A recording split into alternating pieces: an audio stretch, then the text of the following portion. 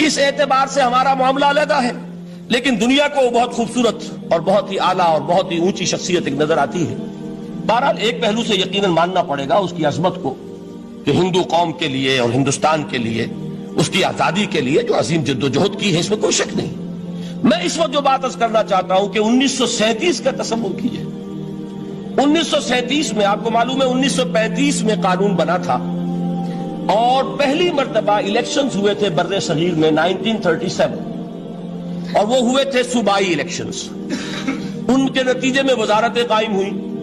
مسلم league نے boycott کیا تھا الیکشن کو، لہذا پورے ہندوستان میں تمام صوبوں میں کانگریس کے وزراء کی وزارتیں بنی۔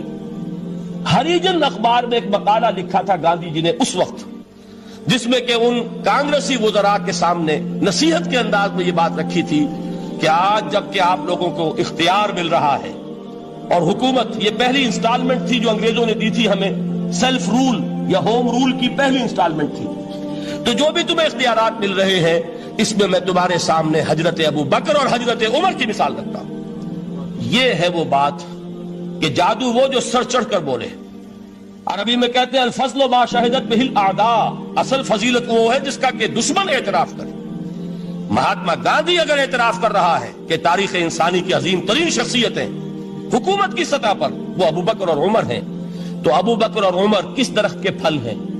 وہ شجرہ طیبہ، شجرہ نبوت ہے کہ جس کے پھل ہیں ابو بکر اور عمر، جن کو تربیت دی ہے محمد صلی اللہ علیہ وسلم۔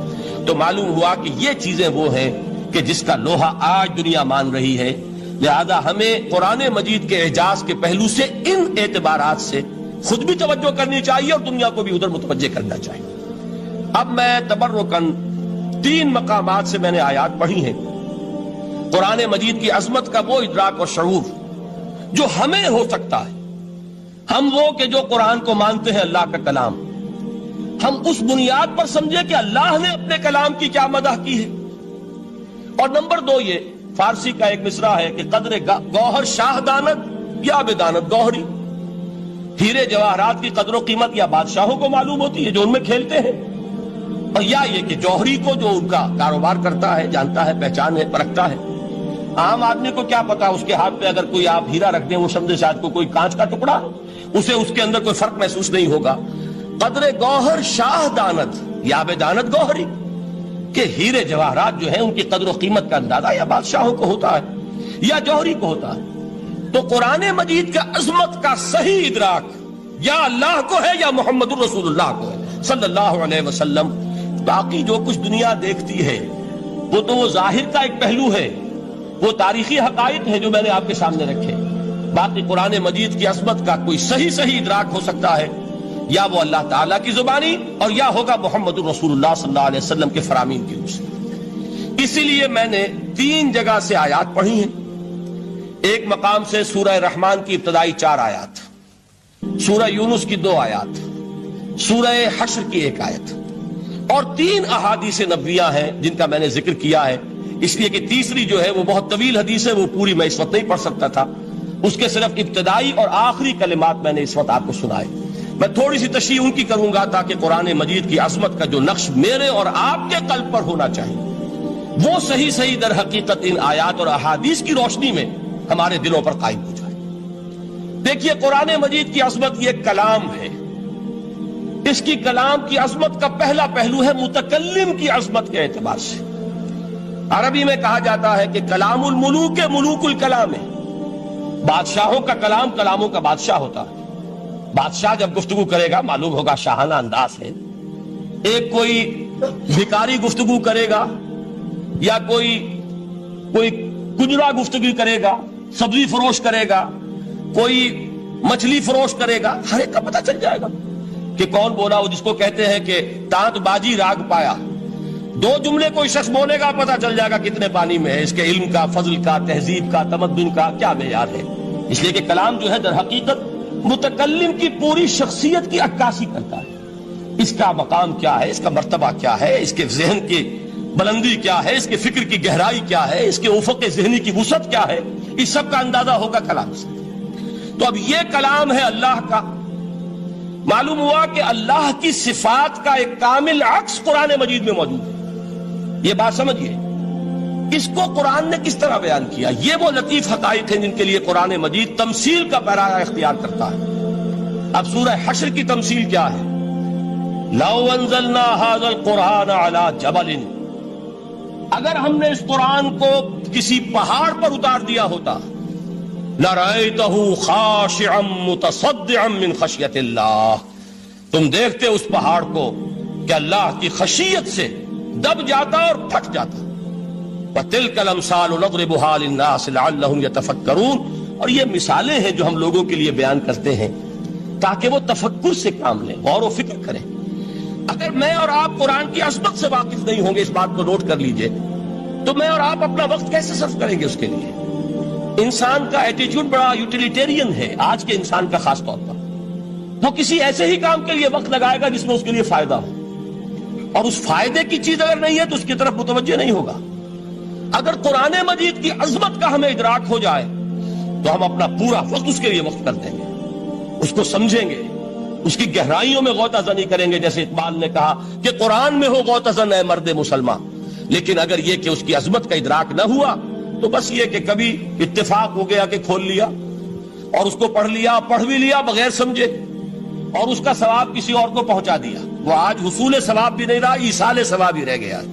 ورنہ یہ کہ بہرحال علامہ اقبال نے جو اس پر پھپتی چست کی ہے کہ بآیا تشترا کارے جزی نیست کہ از یاسین او آسا بمیری، اس قرآن کی عظیم آیات سے اے مسلمان آج تیرا سروکار صرف اتنا رہ گیا ہے کہ کوئی شخص مر رہا ہو، عالم نزع میں ہو، تو اس کو یاسین سنا کر اس کی جان جلدی سے نکال دو، آسانی سے نکل جائے، بس یہ سروکار رہ گیا۔ میں یہ نہیں کہتا کہ نہ پڑھی جائے، حضور نے فرمایا ہے پڑھنی چاہیے، لیکن صرف یہ نہیں ہے اس کا مصرف، یہ تو انسانی زندگی کی رہنما کتاب بن کر نازل ہوئی ہے، اس کے اوپر اس اعتبار سے توجہ تم نہیں کر رہے ہو، بلکہ تمہاری اس کے ساتھ جو ہے دلچسپی صرف کتنی رہ گئی ہے۔ تو پہلی بات یہ کہ یہ سمجھیے کہ قرآن نے یہ تمثیل اختیار کی اپنے عظمت کے بیان کے لیے۔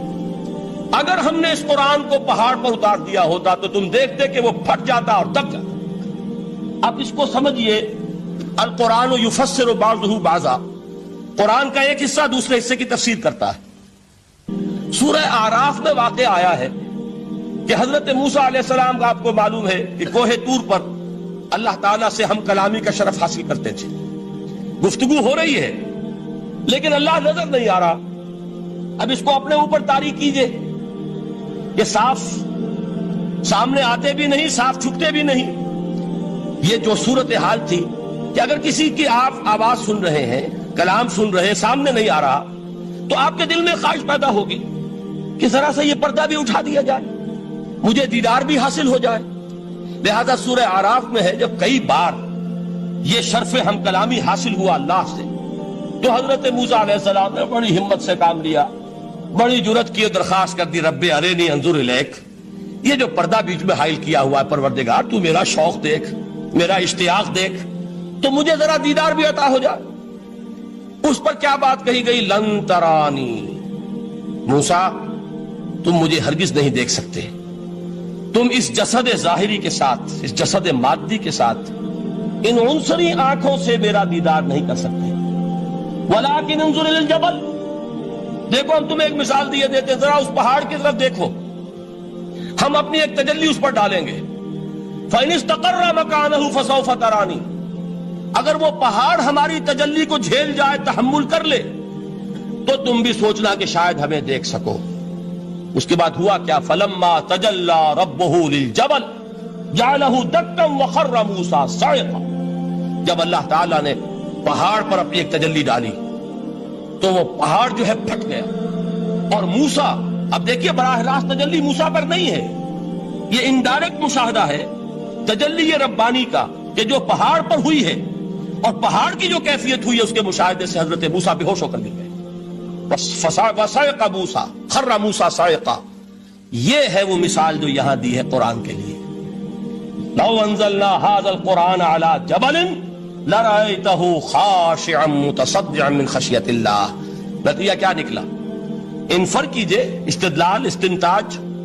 نتیجہ یہ نکلا کہ جو تاثیر تجلی ذات ربانی کی ہے وہی تاثیر کلام ربانی کی ہے، صرف یہ ہے کہ ہمیں اس کا شعور نہیں، ہمیں اس کا ادراک نہیں۔ یہ بالکل ذات کی تجلی کی جو تاثیر تھی وہی قرآن خود بیان کر رہا ہے کہ اس کلام ربانی کی بھی۔ اس کو بھی علامہ اقبال نے خوب کہا ہے، فاش گویم آنچ در دل مزمرست، صاف کہہ دیتا ہوں جو کچھ میرے دل میں ہے، این کتابیں نیست چیزیں دیگرست، اسے کتاب نہ سمجھ بیٹھنا قرآن کو، یہ کتاب نہیں ہے، کچھ اور ہے۔ کچھ اور کیا ہے؟ مثل حق پنہاؤ ہم پیداستو، زندہ پائندہ گویاستو، یہ تو جیسے اللہ تعالیٰ کی ذات ہے، مثل حق، ذات حق سبحانہ و تعالیٰ کی طرح یہ زندہ ہے، پائندہ ہے، مثل حق پائندہ گویاستو، یہ جو ہے زندہ ہے، یہ متکلم ہے، کلام نہیں ہے۔ کل صفات ربانیہ جو ہیں ظاہر اور باطن، مثل حق پنہا، ظاہر و پنہا، اور حی و قیوم جیسے اللہ کی ذات ہے، وہی صفات اس کلام کی ہیں۔ اور اس کے بعد وہ شعر آیا تھا جو میں پہلے سنا چکا ہوں، چوں بجاں در رفت جاں دیگر شود، جب یہ قرآن کسی انسان کے اندر سرایت کر جاتا ہے، اس کے دل پر نازل ہوتا ہے۔ دیکھیے یہ الفاظ آپ کو کہیں اور نہیں ملیں گے۔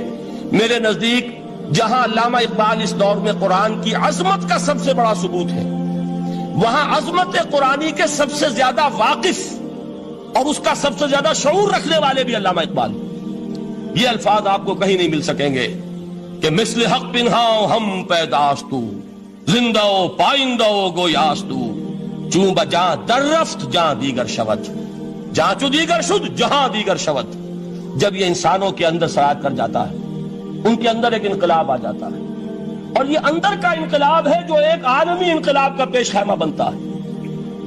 آپ آرڈیننس کے ذریعے سے نمازیں پڑھوائیں گے تو پھر نماز وہی پڑھی جائے گی جو آفس ٹائم میں آئے گی، باقی اور کیوں پڑھیں گے؟ وہ تو آرڈیننس کے ذریعے سے پڑھائی جا رہی ہے نا۔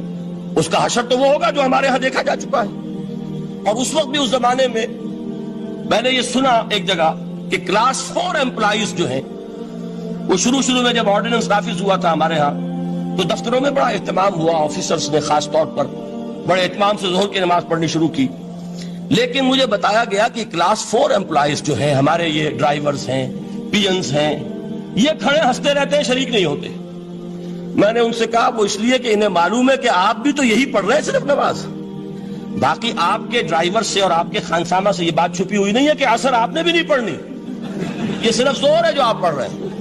تو یہ اصل میں اندر کا انقلاب جب تک نہ آئے، باہر کا ٹھوسا ہوا انقلاب، وہ تو جب پریشر ہٹ جائے گا تبدیلی ختم ہو جائے گا۔ چوں بجاں در رفت جاں دیگر شود، اندر انقلاب آئے، جب اندر تبدیلی ہو جائے گی اب انسان کا پورا وجود بدلے گا، پھر اس کے اندر سے تبدیلی جو ہے وہ ابھرے گی، اسے کسی خارجی دباؤ کی ضرورت نہیں ہوگی۔ جہاں چو دیگر شد جہاں دیگر شود، اور جب انسانی شخصیتوں کے اندر یہ انقلاب اندر سے آتا ہے تو پھر وہ عالمی انقلاب بنتا ہے، جیسے کہ محمد رسول اللہ کا انقلاب۔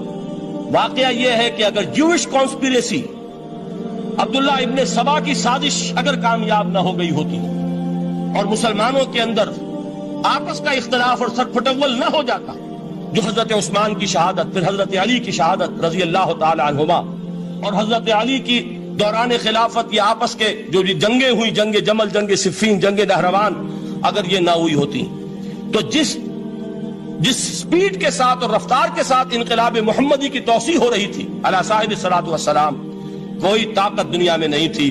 اقبال نے اس کا بھی نقشہ کھینچا ہے کہ تھمتا نہ تھا کسی سے سیل رواں ہمارا، وہ سیل رواں تھا، کوئی روکنے والا نہیں تھا۔ انٹرنل سیبوٹاج وہ ہے کہ جس نے اس انقلاب کا راستہ روکا ہے۔ تو واقعہ یہ ہے کہ وہ اندرونی انقلاب حضور نے برپا کیا قرآن کے ذریعے صحابہ میں، اندر سے جو انقلاب تھا اس نے عرب میں ایک انقلاب کی شکل اختیار کی، اور یہ انقلاب جو ہے اتنی اپنے اندر قوت رکھتا تھا، اتنی پوٹینشیلٹی تھی اس کی کہ وہ 20 برس کے اندر کہاں آکسس دریائے جیہوں، کہاں اٹلانٹک، تصور تو کیجیے، تاریخ میں اس سے پہلے اتنی بڑی کوئی مملکت قائم ہوئی نہیں، کہاں یمن اور کہاں ایشیائے کوچک، ایشیا مائنر، ٹرکی، یہاں سے وہاں اور وہاں سے یہاں، اتنی عظیم مملکت حضرت عثمان رضی اللہ تعالیٰ عنہ کے خلافت میں ہو چکی تھی۔